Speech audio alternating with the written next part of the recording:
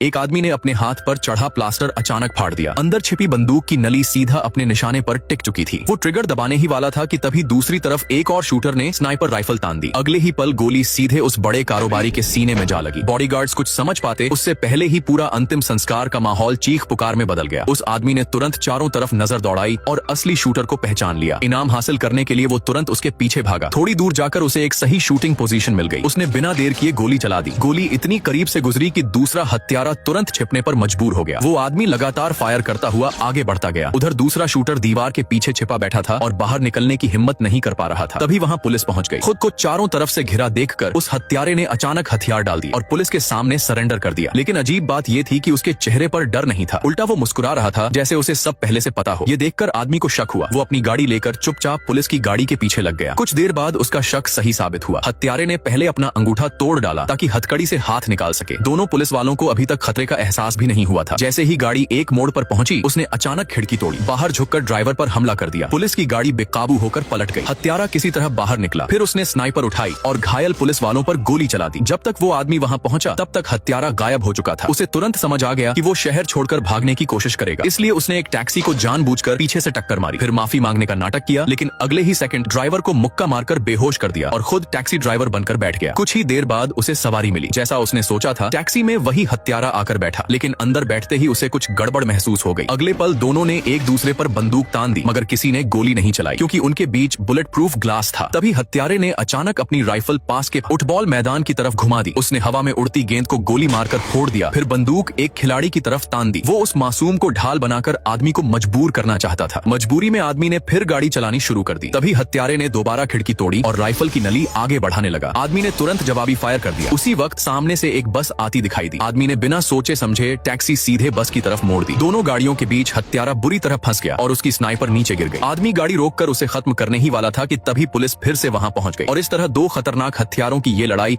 एक बार फिर अधूरी रह गई।